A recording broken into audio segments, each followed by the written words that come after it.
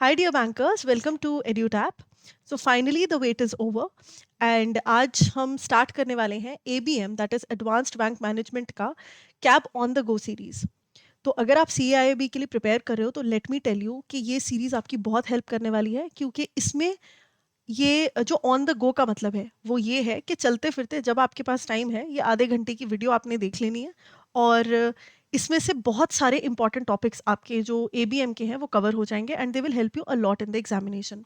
और सिर्फ कॉन्सेप्चुअल हम इसमें कंटेंट को टारगेट नहीं कर रहे, इसके अलावा हम यहाँ पर न्यूमेरिकल्स भी प्रैक्टिस करेंगे, हम प्रैक्टिकल क्वेश्चंस भी प्रैक्टिस करेंगे, MCQs प्रैक्टिस करेंगे जो एग्जाम में जिस तरह के पूछे जाते हैं हर एक टॉपिक से रिलेटेड। एंड हम एंड में एक इन्फोग्राफिक समरी के थ्रू लेक्चर को रिवाइज भी करेंगे फटाफट से। तो ये काफ़ी ज़्यादा हेल्पफुल रहने वाली है, तो इसे आप हर सब्जेक्ट के लिए फॉलो कर सकते हैं। So today the topic that we are starting with is from module A, that is fundamental of statistics. आज की क्लास क्योंकि फर्स्ट क्लास है तो इसको हम थोड़ा सा आई वुड से ईजी, थोड़ा सा प्यारा सा रखेंगे, सो दैट पहली ही क्लास में बहुत ज़्यादा कॉन्सेप्चुअली हमें हैवी चीज़ें ना पढ़नी पड़े। तो आज की क्लास में हम पेज सेट करेंगे, स्टैटिस्टिक्स का मतलब बहुत ही बढ़िया तरीके से अंदर तक जाकर हम उसको डीपली समझेंगे and that is how we are going to set the base for the future classes. इसके अलावा मैं आपको बता दूं कि अगर आप दिसंबर एग्ज़ाम की तैयारी कर रहे हो है ना, और आप चाहते हो कि कहीं से आपको थोड़ी हेल्प मिले अपनी स्ट्रैटेजी बनाने में, तो आप edutap.in पे जाके एग्जाम्स में जब जाओगे, so you will come across CIIB का एग्जामिनेशन। ठीक है, यहाँ पर ये CIIB में जाके आप फ्री मटेरियल पर क्लिक करोगे तो आपको ये फ्री ई बुक का पेज खुलेगा और यहाँ पर अपनी डिटेल्स डालकर आप जो कैब्स के रिलेटेड हर एक कंपोनेंट के मोस्ट इंपॉर्टेंट टॉपिक्स हैं, प्रैक्टिस MCQs हैं और प्रीवियस ईयर क्वेश्चंस हैं, उन्हें डाउनलोड कर सकते हो। ये आपकी स्ट्रैटेजी प्रिपेयर करने में बहुत ज़्यादा मदद करेगा एंड अभी जो बचा हुआ टाइम है उसको बढ़िया तरीके से आप कैसे यूटिलाइज करो, वो आपको एक डायरेक्शन मिल जाएगी। साथ ही अगर आप कोर्सेज देखना चाहते हो तो you can stay tuned, very soon will be coming up with CIIB के कोर्सेज, वहाँ से you can enroll in the course as well. edutap.in को आपने चेकआउट करते रहना है। So let's get started with the lecture today, that is statistics. अब statistics होता क्या है? देखो, अभी तक जो हम समझते हैं, है ना, एक लेमन लैंग्वेज में अगर हम समझें तो स्टैटिस्टिक्स का मतलब हमें लगता है कि इट इज़ समथिंग अबाउट कि मैथमेटिकली हम कुछ फॉर्मूलाज लगाते हैं और हमारे पास कुछ इन्फॉर्मेशन आ जाती है और हम उस इन्फॉर्मेशन का इस्तेमाल कर लेते हैं। This is the basic layman language. और स्टैटिस्टिक्स जो है ना, कोर लेवल पर है भी यही, लेकिन हम सिर्फ कोर पे ही नहीं, हम इसको मीनिंग डीपली समझेंगे। सो स्टैटिस्टिक्स इज बेसिकली, मेरे पास 75 तरीके की डेटा है, 75 तरीके की रैंडम इन्फॉर्मेशन है ना, और वो 75 की जगह 75,000 भी हो सकता है। बट मैं इस इंफॉर्मेशन का क्या करूं जब तक मैं इस इंफॉर्मेशन से कुछ मीनिंगफुल नहीं निकाल पा रही? ठीक है, अब रैंडम फैक्ट्स मेरे पास आ रहे हैं, आ रहे हैं, आ रहे हैं, मैं आपको पढ़ा रही हूँ, है ना, बहुत सारे कमेंट्स आ रहे हैं, लेट्स से इस वीडियो पर 1000 कमेंट्स हो गए। मुझे क्या पता, किसी ने थैंक यू लिखा है, किसी ने लिखा है कि मैम कोर्स कब आएगा, किसी ने लिखा है कि मैम स्टैटिस्टिक्स ने B मॉड्यूल से स्टार्ट कर दो। अब ये जो है ये रैंडम इन्फॉर्मेशन है। Unless I choose to make something meaningful out of this random information, ये इन्फॉर्मेशन मेरे लिए व्यर्थ है ना। तो मैं क्या कर सकती हूँ, मैं इस इन्फॉर्मेशन को तोड़ मड़ोड़ के अलग अलग फॉर्मूलाज लगा के ऐसा कुछ बना सकती हूँ कि मुझे समझ आ जाए कि अच्छा, मेजॉरिटी लोगों ने कोर्स की डिमांड करी है, मेजॉरिटी लोगों ने क्लास में ये चीज़ ऐड होनी चाहिए ऐसा बोला, और उस पर मैं स्टेप्स लूँ और फर्दर अपने एक्शन को इम्प्रूव करूँ ताकि आपका और मेरा बेनिफिट हो सके। सो कहने की बात ये है कि कोई भी इंफॉर्मेशन, रैंडम इंफॉर्मेशन जो है, उसे स्ट्रक्चर देकर जब हम उसको स्टेज पर लेकर जाते हैं कि हम कुछ मीनिंगफुल उससे डिराइव कर सके, that is called statistics, right. So statistics, ये जो वर्ड है, it comes from Latin, Italian and German word. ठीक है, तो ये इंडिविजुअल वर्ड्स हैं, स्टैटिस्टिकम, स्टैटिस्टा एंड स्टैटिस्टिक। तो इन सब से डिराइव होकर स्टैटिस्टिक्स बना है, which means it is a collection of numbers, figures, giving some information about human interest. अब ह्यूमन इंटरेस्ट के बारे में कुछ इंफॉर्मेशन ये नंबर्स हमें देते हैं। ये सबसे पहली बार प्रोफेसर एंकनवॉल ने इस वर्ड को डेराइव किया था और यूज किया था इन 1749, who called it the political science for many countries. उन्होंने कहा कि जो कंट्रीज चलती है ना, उसके पीछे की जो पॉलिटिक्स है, पॉलिटिकल साइंस है,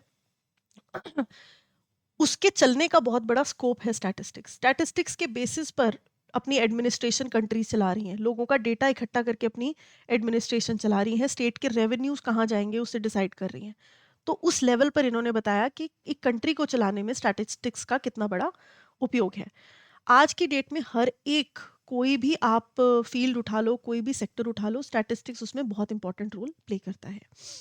ठीक है जी। तो स्टैटिस्टिक्स का मतलब होता है डेटा या इंफॉर्मेशन। इस डेटा को आप समझते हो, एनालाइज करते हो, कंपेयर करते हो और इंटरप्रेट करते हो अलग अलग सिचुएशंस के अकॉर्डिंग, ताकि आपको आपके चाहत के हिसाब का जो इंफॉर्मेशन है, जो कंक्लूजन है, वो मिल सके और आप उसके ऊपर डिसीजन बेस कर सको। जितने एग्जाम्पल्स हम करते जाएंगे ना, धीरे धीरे आपको क्लैरिफाई होता रहेगा। तो एग्जाम्पल, कॉलेज में मार्क्स स्टूडेंट के। अब एक बात बताओ मुझे, मान लो एक कॉलेज है, एक सिटी में कॉलेज ए, एक कॉलेज है सिटी में कॉलेज बी। मार्क्स आ रहे हैं, 1000 स्टूडेंट्स यहाँ पर हैं, 1000 स्टूडेंट्स यहाँ पर हैं। मुझे क्या पता कौन से कॉलेज जो है वो बेटर परफॉर्मिंग है? मार्क्स से पता चल सकता है। तो उसमें क्या हम इंडिविजुअल इंडिविजुअल बच्चों के मार्क्स, 1000 लोगों के क्या इंडिविजुअल मार्क्स को कंपेयर करेंगे? नहीं कर सकते, है ना। तो हम क्या करेंगे, हम सबके मार्क्स लेंगे, एक एवरेज निकाल लेंगे। सिमिलरली हम दूसरे कॉलेज का भी एवरेज आउट निकाल लेंगे। जिसका एवरेज ज़्यादा है उसको हम कहेंगे कि भाई ये कॉलेज जो है ये बेटर परफॉर्मिंग कॉलेज है। ये हमने क्या किया, ये जो एवरेज निकाला है ना, this is nothing but use of statistics. जो मार्क्स हैं ये आपके पास एक डेटा था, इस डेटा को इस्तेमाल करके इसमें आपने अपने स्टैटिस्टिकल टूल्स का इस्तेमाल कर कर एक कंक्लूजन ड्रॉ किया और उस कंक्लूजन को फिर इंटरप्रेट किया कि अच्छा ये नहीं, ये वाला कॉलेज बेटर है। तो अब आप डिसीजन मेकिंग करोगे। So this is called basically the whole idea of statistics. ये सेम चीज़ हॉस्पिटल्स में भी इस्तेमाल हो सकती है, government organisations, banks, finance, stock markets, हर जगह पर ये चीज़ बहुत ज़्यादा एप्लीकेबल हो सकती है। So there are basically two types of datas. ठीक है, दो तरीके के डेटा है हमारे पास, क्वालिटेटिव एंड क्वांटिटेटिव। नाम से ही पता चल रहा है, क्वालिटेटिव मतलब जो कि डिस्क्रिप्टिव होते हैं। डिस्क्रिप्टिव मतलब क्वालिटी बताते हैं किसी इंडिविजुअल के बारे में। एक इंसान की नेचर कैसी है, बिहेवियर कैसा है, उसका जेंडर क्या है, कलर क्या है ना, किस कैटेगरी में, सोशली किस कैटेगरी को वो बिलोंग करता है, किस रिलीजन से बिलोंग करता है, ये सब क्या है, ये एक इंसान की क्वालिटेटिव या फीचर्स बताते हैं, जिनको कि हम क्वांटिटी से मेजर नहीं कर सकते, बट क्वालिटी है एक तरीके की, है ना, फीचर है। सो this is called qualitative data. वो डेटा जो कि न्यूमेरिकल वे में आप एक्सप्रेस कर सकते हो, नंबर्स के वे में आप एक्सप्रेस कर सकते हो, that is called quantitative data. So numerically you can express height, marks, income, sales, तो ये सब क्या हो गए, quantitative data. Phases of statistical analysis की अगर हम बात करें कि क्या क्या फेजेस होते हैं, ये जो पूरी स्टैटिस्टिकल एनालिसिस होता है, तो अभी जो हमने ये छोटा सा एग्जाम्पल किया ना यहाँ पर कॉलेज वाला, इसी में ये चारों स्टेप्स छुपे हैं। First is collection of data. आपने सब बच्चों के नंबर, 1000 के 1000 लोग जो थे उनके नंबर, मार्क्स जो है वो जो कैलकुलेटेड मार्क्स थे उनको एक जगह पर कहीं पर इकट्ठा किया। सो कलेक्शन ऑफ डेटा। ठीक है, इन्वेस्टिगेशन का पहले आपको मतलब पता होना चाहिए कि क्या डेटा आपको इकट्ठा करना है। ठीक है, रेलेवेंस कौन सी डेटा की है। ऐसा नहीं होना चाहिए कि आपको चाहिए मार्क्स, आपको देखना है कि एकेडमिकली कॉलेज कैसा है और आपने जो है एक्स्ट्रा करिकुलर में जो प्राइजेस मिलते हैं उनके नंबर उठा के डेटा में डाल दिए, वो इररेलेवेंट हो जाएगा, है ना। स्टूडेंट्स की हाइट डाल दी, स्टूडेंट्स की एज डाल दी, तो दैट इज इररेलेवेंट। जो आप चाहते हो, जो स्टडी करना चाहते हो, उससे इररेलेवेंट डेटा है, तो वो नहीं करना है। First step of investigation is you have to choose relevant data. कहाँ से कलेक्ट करोगे, दो सोर्सेज हैं, प्राइमरी या सेकेंडरी। क्या होते हैं इनको हम आगे देखेंगे।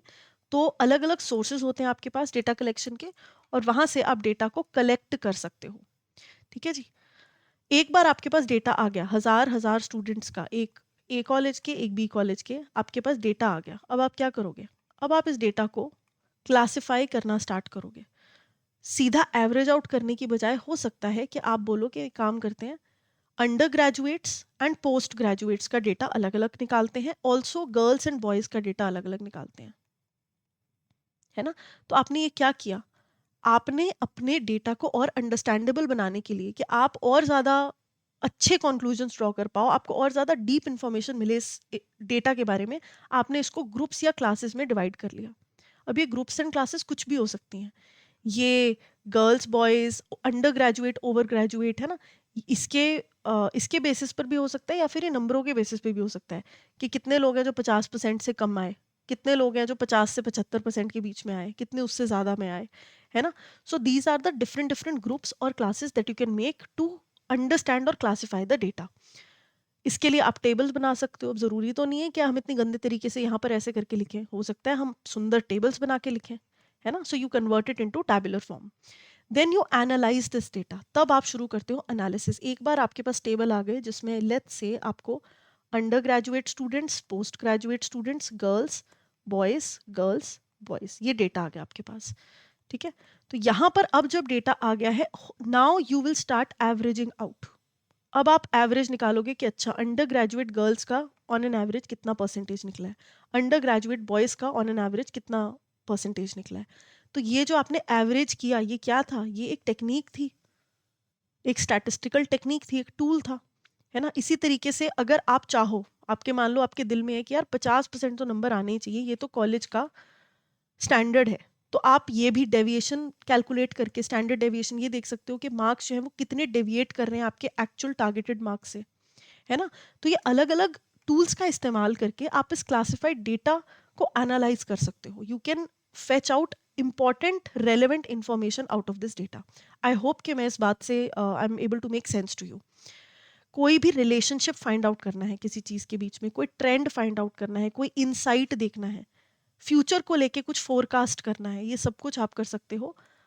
आप एक बार अगर अपने डेटा को सही टूल्स का इस्तेमाल कर कर एनालाइज करना समझ जाओ। फिर आता है इंटरप्रिटेशन ऑफ डेटा। इंटरप्रिटेशन में आप क्या करोगे, इंटरप्रिटेशन में you will draw conclusions and inferences. अब मेरे पास सारी की सारी इंफॉर्मेशन न्यूमेरिकल फॉर्म में अरेंज्ड है। अब मैं डिसाइड करूंगी कि अच्छा मुझे इस कॉलेज में जाकर अंडर ग्रेजुएशन करनी है या नहीं करनी। So all of this I have done so that मैं कोई कंक्लूजन बना सकूं, ठीक है। अगर कॉलेज के पार्ट पे देखोगे तो वो इसके बाद डिसाइड कर सकते हैं। अगर मान लो बॉयज़ की परसेंटेज पासिंग बहुत कम है तो वो डिसाइड कर सकते हैं कि ठीक है बॉयज़ के लिए एक्स्ट्रा क्लासेस लगानी है अंडर ग्रेजुएशन में, because they tend to not perform better in the exams, ठीक है। तो कुछ भी हो सकता है, इस डेटा को आप अपने हिसाब से किसी भी डिसीजन मेकिंग में कोई इन्फ्रेंस निकालने में मदद कर सकते हो, यूज कर सकते हो। So these are the phases of statistical data. फिर बात आ जाती है applications of statistics in different field, ठीक है। ये जो स्टैटिस्टिक्स की बात हमने करी है, इसकी क्या एप्लीकेशन है अलग अलग फील्ड में। तो देखो बिजनेस एंड इकोनॉमिक्स में तो बहुत ही ज़्यादा है, बहुत ही ज़्यादा है। कोई पॉलिसी बनानी है, कोई स्ट्रैटेजी बनानी है, प्रोडक्शन, सेल्स, प्रॉफिट, फाइनेंस, तो इनका डेटा है। अब प्रॉफिट 1000 कंपनीज का मैं क्या करूँगी जान के, मुझे तो पता होना चाहिए कि अच्छा अगर कोई कंपनी मैन्युफैक्चरिंग कर रही है एफएमसीजी प्रोडक्ट्स की, फास्ट मूविंग कंज्यूमर गुड्स की, सो इन दैट केस उसका प्रॉफिट मार्जिन पिछले 1 साल में इतना रहा है, ऐसी कुछ इन्फॉर्मेशन आएगी तो मैं कुछ कर पाऊंगी। लेकिन अगर इंडिविजुअली मुझे 50,000 कंपनीज का डेटा ला के दे दिया कि ये प्रॉफिट है, ये मैन्युफैक्चरिंग कंपनी है, ये सर्विस प्रोवाइडिंग कंपनी है, ये एमएसएमई है, ये है वो है, I want be able to make any choice. तो बिजनेस इकोनॉमिक्स में बहुत ज़रूरी है, पॉलिसी मेकिंग में ज़रूरी है, टाइम सीरीज की एनालिसिस करने के लिए ज़रूरी है, बायेसियन डिसीजन थ्योरी, बिजनेसमैन को इवैल्यूएट करना कि वो ऑल्टरनेटिव्स इवैल्यूएट कर पाएं और बेस्ट डिसीजन अपने लिए चूज कर पाएं, उसके लिए ज़रूरी है, ठीक है जी। Demand, cost, price, law of demand, हर एक चीज़ के लिए इकोनॉमिक्स में स्टैट्स का इस्तेमाल होता है। मेडिकल में क्लिनिकल रिसर्च के काम आती है। Study shows that these many patients react to fasting positively when they are diagnosed with cancer। ये स्टेटमेंट आपने कहीं ना कहीं लाइफ में आई एम श्योर सुनी होगी कि फास्टिंग से कैंसर प्रिवेंट होता है। I am not making a statement here, I am just coating something that I have read on the internet. अब ये किस बेसिस पर होगी, 10 लोगों से बात करके तो नहीं होगी, प्रॉपर उनको उसमें रखा होगा, ट्रीटमेंट में रखा होगा, बहुत सारे लोगों के साथ सिमिलर चीज़ करी होगी और बहुत सारे लोगों के साथ ऑपोजिट चीज़ करी होगी, और फिर कलेक्शन किया होगा डेटा का कि अच्छा जो फास्टिंग कर रहे हैं उनके सेल्स कैंसर वाले जल्दी मर रहे हैं, जो नहीं कर रहे हैं उनके पड़े हुए हैं, ठीक है।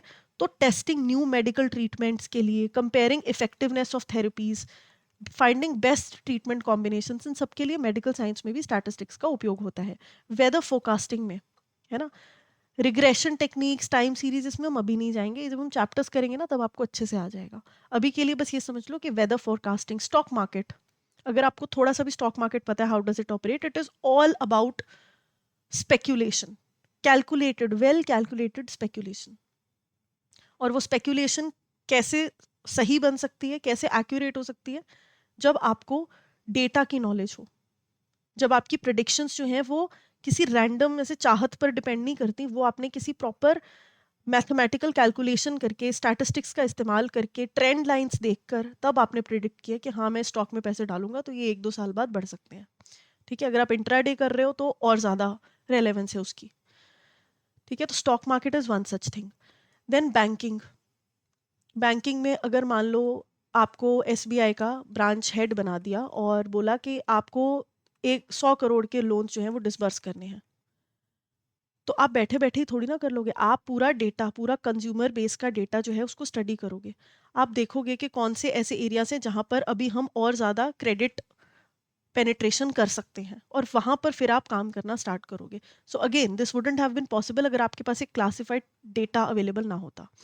स्पोर्ट्स में मिस्टेक्स आइडेंटिफाई करना, टेक्निक्स को इम्प्रूव करना, है ना, स्ट्राइक रेट, बैटिंग एवरेज, गोल स्कोर्ड, तो ये सारा कुछ it is all based on statistics. तो अब आपने इसको एक बार रीड कर लेना, you will get a better idea of it, but I am sure कि आपको कॉन्टेक्स्ट बड़े अच्छे से समझ में आ गया। सो लिमिटेशंस की अगर बात करें कि सर्वश्रेष्ठ तो नहीं हो सकती, देखो स्टैटिस्टिक्स भी बेचारी, इसके भी कुछ कुछ लिमिटेशंस हैं।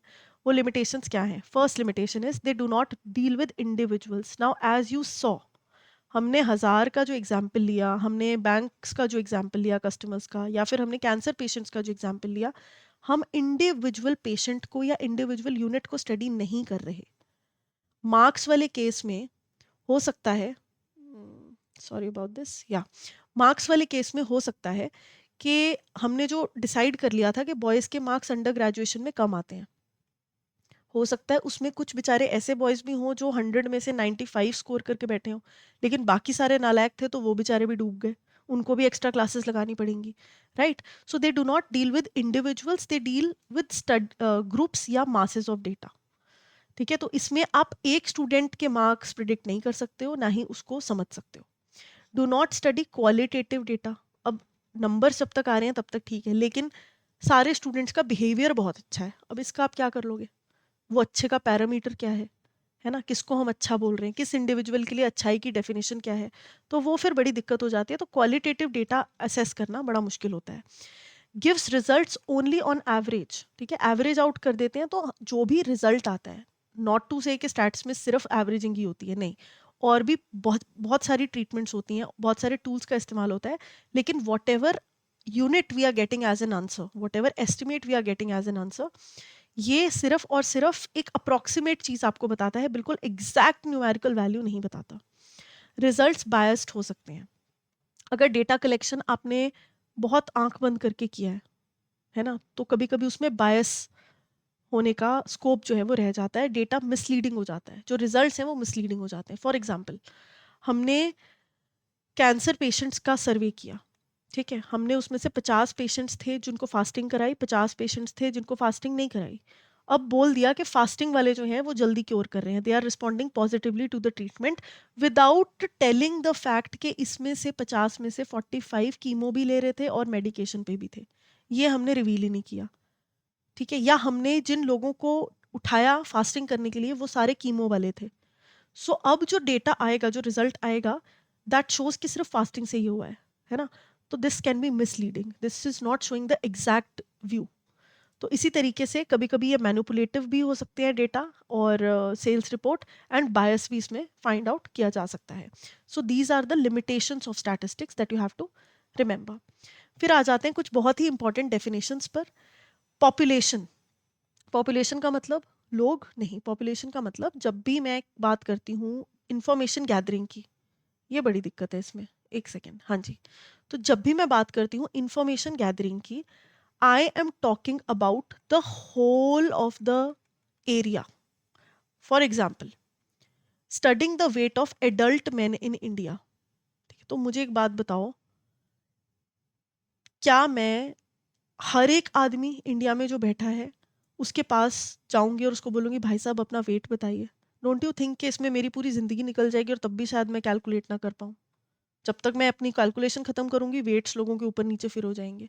तो मैं क्या करूंगी, मैं ये पूरा, मतलब ये एक मान लो गोला है, और इस गोले का नाम है वेट ऑफ इंडियन मैन। ठीक है, weight of Indian man.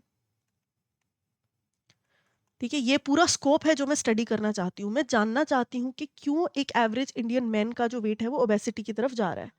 Now if I do this, if I do this, तो इट डजेंट मीन कि मैं हर एक इंडिविजुअल वेट के पास, मतलब इंडिविजुअल आदमी के पास जाकर उसका वेट असेस करवा रही हूँ. व्हाट इट मीन्स इज कि मैंने प्रॉबेबली इसमें से रैंडम सैंपल्स इकट्ठे कर लिए हैं, और उस सैंपल की मदद से जो भी फीचर्स उस सैंपल के आएंगे, मैं ये कंक्लूड कर रही हूँ कि ठीक है भाई, ये सभी का वेट जो है वो अप्रोक्सीमेटली इसीलिए है, और ये उसके पीछे के रीजंस हैं, right. So these things that I am collecting to gather information, that is called sample.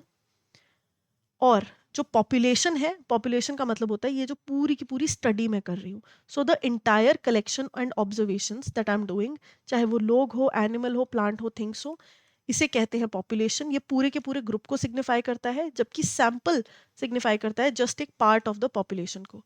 ये एक तरीके से एक रिप्रेजेंटेटिव ग्रुप है. तो मान लो कि यहाँ पर अगर सारे लोग, सारे आदमी 40 से 50 साल तक की उम्र के ओबेसिटी का शिकार हो रहे हैं, तो मैं ये कंक्लूड कर लूँगी कि ठीक है, ये पूरी की पूरी पॉपुलेशन में 40 टू 50 एजिंग के जो एज ग्रुप के जो मेन हैं, दे आर ओबीस, है ना. और वो अपने लाइफस्टाइल को इम्प्रूव करने के लिए क्या क्या कर सकते हैं, वॉटेवर, है ना, वो तो मेरी चलो स्टडी का पार्ट है. तो this is how it work. Sample का मतलब है एक रिप्रेजेंटेटिव ग्रुप, पॉपुलेशन का मतलब है पूरी की पूरी स्टडी. वेरिएट्स एंड एट्रीब्यूट्स का मतलब है, वेरिएट का मतलब होता है एक मेजरेबल कैरेक्टरिस्टिक जो कि एक इंडिविजुअल से दूसरे पे जाते हुए चेंज करती है. For example, prices of goods, हर एक गुड्स का प्राइस अलग होता है. वेजेस ऑफ वर्कर, हर वर्कर की वेज अलग होती है. स्टूडेंट्स के मार्क्स अलग होते हैं, ठीक है. तो ये वो मेजरेबल कैरेक्टरिस्टिक है, वो कैरेक्टरिस्टिक है जो अलग अलग होती है हर इंडिविजुअल टू इंडिविजुअल. एट्रीब्यूट का मतलब होता है something that can not be measured in numbers. तो this is again qualitative in nature. color of a ball, religion of a person, gender, honesty. Types of numerical variables, ये दो तरीके के होते हैं. अब न्यूमेरिकल वेरिएबल्स में डेटा अगर आप कलेक्ट करोगे तो वो भी आपके पास दो तरीके के आ जाएगा. डिस्क्रीट मतलब कि वो जिनको सिर्फ आप काउंट कर सकते हो. फाइनाइट वैल्यूज होती हैं, एक नंबर, दो नंबर, चार नंबर, पांच नंबर, है ना. और होल नंबर्स होते हैं 1 2 3 4 5 6 टिल इन्फिनिटी. फ्रैक्शन नहीं होता, फ्रैक्शनल वैल्यूज नहीं होती, 1/2 नहीं होती. आप अगर इंसान काउंट कर रहे हो, आप कभी आधा इंसान काउंट कर सकते हो? नहीं ना. इट्स आइदर 0 और 1. कॉन्टिन्यूस वेरिएबल वो होते हैं जो कि एक रेंज के अंदर फॉल करते हैं, ठीक है. परसेंटेज ऑफ मार्क्स, क्योंकि मुझे एक बात बताओ, जब हम डेटा पढ़ रहे हैं, क्या हम ऐसे कभी कर सकते हैं कि एक नंबर दो बच्चों के आए, दो नंबर एक भी बच्चे के नहीं आए, तीन नंबर चार बच्चों के आए, ऐसे कर करके हम 100 मार्क्स लिए? ऐसा तो नहीं होता. हम इनफैक्ट इसको एक ब्रैकेट में डिवाइड कर देते हैं कि अच्छा ठीक है, 50 से कम वाले इतने हैं, 50 टू 75 इतने हैं, 75 टू 100 इतने हैं. तो मैंने क्या किया, मैंने एक कॉन्टिन्यूस वेरिएबल बना लिया, ठीक है जी. So these are called continuous variable. They can take any value within the range. Parameter क्या होता है? पैरामीटर एक न्यूमेरिकल वैल्यू है या एक फंक्शन है जो कि पॉपुलेशन को डिस्क्राइब करता है. जो पॉपुलेशन हमने पूरी की पूरी वो जो इंडियन मैन की वेट की, एवरेज इंडियन मैन के वेट की स्टडी करी, उसको लेकर उसके जो कैरेक्टरिस्टिक्स हमने डराइव किए कि अच्छा 40 से 50 साल तक के जो आदमी हैं वो ओवरवेट पाए जाते हैं, तो ये एक पैरामीटर हो गया. This is a numerical value और a function describing the population, ठीक है. तो इसमें पॉपुलेशन का मीन, पॉपुलेशन का एवरेज, ठीक है, या पॉपुलेशन का स्टैंडर्ड डेविएशन या पॉपुलेशन का मीडियन, ये सब कुछ आ जाता है.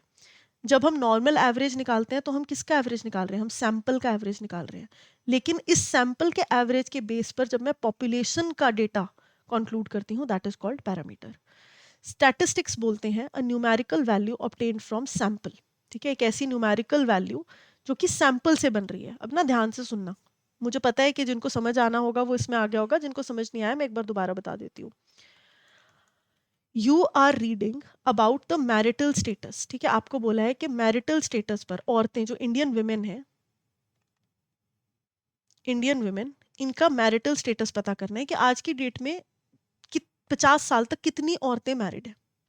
तो आप क्या करोगे? क्या आप हर एक 50 साल तक की औरत के पास जाके उसका मैरिटल स्टेटस पूछोगे? नहीं. ये पूरा का पूरा ये आपका थीम है जिसे हम कहते हैं पॉपुलेशन. आप कुछ सैंपल्स उठाओगे, आप हर जगह से हर एज ग्रुप की औरतें उठाओगे, आप एज ग्रुप के ब्रैकेट्स बनाओगे, कॉन्टिन्यूस वेरिएबल है ना, आप ब्रैकेट्स बना लोगे कि ठीक है 20 साल से नीचे वाली औरतें, 20 से प्रॉबेबली 30 तक, एंड 30 टू 50 का एक ब्रैकेट बना लिया. नाउ यू विल स्टडी कि अच्छा इतने में इतनी औरतें, इतने परसेंटेज ऑफ औरतें मैरिड हैं, इतने में इतने परसेंटेज मैरिड है, इतने में इतने परसेंटेज मैरिड है. आपने जो ये सैंपल कलेक्ट किया और सैंपल का एवरेज आउट किया, दैट इज कॉल्ड स्टैटिस्टिक. और जब स्टैटिस्टिक्स का उपयोग करके आपने कंक्लूजन ड्रॉ किए इस पूरी की पूरी पॉपुलेशन के बारे में, that is called parameter. I hope I am able to tell you the difference properly. Since parameters are usually unknown, हम स्टैटिस्टिक्स का इस्तेमाल करते हैं एस्टिमेट्स को कैलकुलेट करने के लिए. पता है क्यों? क्योंकि कभी कभी पॉपुलेशन का पूरा डेटा अवेलेबल ही नहीं होता, तो हम क्या करते हैं, हम स्टैटिस्टिक्स निकालते हैं और फिर हम बोलते हैं कि हाँ भाई ये डेटा पॉपुलेशन पर भी लागू हो जाता है. तो हम अलग से जाकर पैरामीटर बहुत कम कैलकुलेट करते हैं. So there are two ways in which you can collect the data. Primary data and secondary data. Primary मतलब फर्स्ट हैंड इन्फॉर्मेशन, जब आपने रिसर्च डायरेक्टली करी है, रिस्पोंडेंट से डायरेक्टली बात करी है, ओरिजिनल फ्रेश और स्पेसिफिक स्टडी आपने करी है. सेकेंडरी डेटा मतलब ऑलरेडी कलेक्ट हो चुका था, कभी कोई सेंसस आ चुका था, कभी कोई सर्वे हो चुका था, कोई रिपोर्ट पब्लिश हुई थी, है ना, अलग अलग बैंक्स के, WHO, रिसर्च ऑर्गेनाइजेशंस के द्वारा इंटरनेट पे सोर्स पड़ा हुआ था, आपने उसको यूज करके सेकेंड हैंड डेटा का इस्तेमाल करके आपने अपना कंक्लूजन आगे बनाया है, या स्टैटिस्टिक्स जो है आपने स्टडी करी है. That is called secondary data. तो सेकेंडरी डेटा तो आप कहीं से भी ले सकते हो, ये सारे सोर्सेज यहाँ पर लिख दिए हैं. लेकिन प्राइमरी डेटा कहाँ कहाँ से कलेक्ट कर सकते हो? डायरेक्ट इंटरव्यू करके, फेस टू फेस इंटरैक्ट करके लोगों के साथ आप क्वेश्चंस पूछ सकते हो, है ना, एंड आप उनके रिस्पॉन्सेज को रिकॉर्ड कर सकते हो. क्वेश्चनेयर्स, आप रिटन क्वेश्चंस की एक लिस्ट लेके जा सकते हो, जो कि ओपन एंडेड या क्लोज एंडेड दोनों हो सकते हैं. ओपन एंडेड मतलब आपके एक पर्टिकुलर चीज के बारे में क्या विचार है. अब आप सबके विचार अलग अलग होंगे, so this is an open ended question. Close ended is के येस और no. Would you like to have ice cream in dinner, is it's either a yes और इट्स अ नो. ठीक है, तो ये सेट ऑफ क्वेश्चंस पूछ सकते हो एक पर्टिकुलर फॉर्मेट में, और उससे आप data large group of people से एक ही बार में कलेक्ट कर सकते हो. सो this is called questionnaire. Census या सैंपल सर्वे. सेंसस होता है पूरी की पूरी पॉपुलेशन का, अभी जो चल रहा है ना, 2011 के बाद अब चल रहा है, पूरी की पूरी पॉपुलेशन का डेटा आप कलेक्ट करते हो, तो उसमें कुछ भी नहीं छोड़ते. You try to cover the whole population, this is called census. Sample survey is you collect the samples और उनके बारे में इंफॉर्मेशन निकालते हो. ठीक है जी. सो डिस्टिंक्शन क्या है? नेचर है. प्राइमरी जो है फर्स्ट टाइम कलेक्ट होता है, सेकेंडरी ऑलरेडी एग्जिस्ट करता होता है. डिपेंडेंस, प्राइमरी डेटा जो है वो एक ही primary data of one person में be secondary data for other person. मतलब एक बार जो प्राइमरी डेटा बन गया, अगली बार वही डेटा सेकेंडरी बनेगा, राइट. एक्यूरेसी, प्राइमरी डेटा क्योंकि वो बिल्कुल रेलेवेंट होता है, आपके मन में जो आप समझना चाह रहे हो, आप उसी से रिलेटेड क्वेश्चंस पूछोगे, तो वो काफ़ी ज़्यादा एक्यूरेट और रिलायबल होता है. जबकि सेकेंडरी डेटा जो इन्फॉर्मेशन है उसी को यूज़ करके, है ना, जो कि थोड़ी चीप भी होती है और आपको जल्दी भी मिल जाती है, उसी का इस्तेमाल कर कर आप अपने रिजल्ट्स ड्रॉ करोगे. सो ये थोड़ी सी कम रिलायबल होती है, प्राइमरी ज़्यादा रिलायबल होती है. Then you talk about classification and tabulation. Classification and tabulation, जब आप अपने डेटा को अलग अलग सेगमेंट्स में क्लासिफाई कर लेते हो और उसको टैबुलर फॉर्म में दिखा देते हो, that is called classification and tabulation. तो इसका एग्जांपल हम बहुत अच्छे से कर चुके हैं, जो स्टार्टिंग में हमने कॉलेज के मार्क्स लिए थे. 1000 लोग थे, उनको हमने टेबल के थ्रू बाइफरकेट कर दिया था, अंडर ग्रेजुएट, पोस्ट ग्रेजुएट, उसमें भी girls and boys. So this is what, this is tabulation and classification. Quality के बेसिस पे हो सकती है, क्वांटिटी के बेसिस पे हो सकती है, किस लोकेशन पे आप रहते हो उसके बेसिस पे हो सकती है, या टाइमलाइन के बेसिस पे हो सकती है, ईयर, मंथ, डेज, वीक्स. ठीक है जी. टाइप्स ऑफ क्लासिफिकेशन जो है, इसको और एक तरीका भी है करने का, that is one way, two way and multi way. One way मतलब कोई एक कैरेक्टरिस्टिक उठाओ और उसी के बेसिस पर क्लासिफाई कर दो. okay. कोई रिलीजन की बात अगर करनी है तो हिंदू है, मुस्लिम है या क्रिश्चियन है. दो कैरेक्टरिस्टिक्स के बेसिस पर करोगे तो टू वे, यानी कि जेंडर एंड रिलीजन. मल्टी वे मतलब मोर देन टू कैरेक्टरिस्टिक्स, आप रिलीजन भी देख रहे हो, जेंडर भी देख रहे हो, लिटरेसी भी देख रहे हो. ठीक है. सो this is the type of classification that you can do. तो ये पूरी की पूरी समरी है आज के लेक्चर की. हमने इंट्रोडक्शन में बेसिक्स देखे स्टैटिस्टिक्स के, उसका मीनिंग समझा. हमने फेजेस देखे कि कैसे कैसे कलेक्ट करते हैं डेटा को, क्लासीफाई एंड टैबुलेट करते हैं, एनालाइज करते हैं और फिर इंटरप्रेट करते हैं. फिर हमने एप्लीकेशंस की बात करी कि कैसे अलग अलग फील्ड्स में स्टैटिस्टिक्स का इस्तेमाल होता है, उसकी लिमिटेशंस क्या हैं. और फिर हमने डेफिनेशंस की बात करी, जो कि स्टैटिस्टिक्स समझने के लिए आपको population, sample, variates, numerical variables, parameter and statistics का बारे में पता होना बहुत ज़रूरी है. तो ये सब कुछ हमने आज किया. ठीक है जी.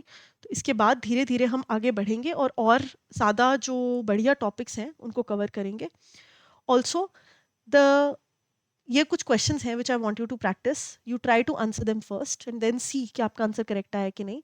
सो the data classification which is based on variables like demand, supply, height, weight is considered as. क्या इसको हम क्वालिटेटिव बोलेंगे? नहीं, इसको हम क्वांटिटेटिव बोलेंगे क्योंकि ये क्वांटिटी को दर्शाता है. Right, so it is B. Consider the following statements regarding statistics. Statistics deals with only numerical data. ये बिल्कुल सही बात है ना. न्यूमेरिकल डेटा से डील करती है स्टैटिस्टिक्स सिर्फ. क्या ऐसा है? ऐसा इंटायरली है. क्वालिटेटिव से स्टैटिस्टिक्स डील नहीं कर सकते, आप कंक्लूजन्स नहीं निकाल सकते हो. Statistics can accurately predict the behaviour of every individual. No, it is one of the limitations कि ये हर इंडिविजुअल का बिहेवियर असेस नहीं कर सकती. So this is not true. It is widely used in business, economics, medicine. बिल्कुल सही. And was initially used by mainly administrative and revenue purpose. Yes, जब 1700 some year, what was the date? I am not good with dates, but yeah, जब first time वो professor एकिनवॉल ने इसका इस्तेमाल किया था तो उन्होंने यही बताने के लिए किया था कि पूरी कंट्री चल सकती है स्टैटिस्टिक्स के बेसिस पर. ठीक है जी. So B would be the correct answer. यहाँ पर ये 1 2 3 4 स्टेटमेंट्स हैं. Right? So consider the following statements regarding collection and classification of data. So primary data is collected first hand by the researcher for specific purpose. बिल्कुल सही बात है. ये secondary data जो है वो cheaper and quicker होता है. बिल्कुल सही बात है. Classification based on in states or countries is known as chronological. No, it's not known as chronological, it is geographical. Census involve collection of data from every unit of population. Again correct. तो इसमें 1 2 and 4 बिल्कुल correct है. So A would be the correct answer. So that is all for the session, guys. So this was long waited for. ठीक है, ये जो session था, तो मुझे कमेंट्स में ज़रूर बताना कि आपको कैसा लगा ये सेशन. और मैं जल्दी मिलूंगी अगले सेशन के साथ. And I wish you all the very best for the preparation.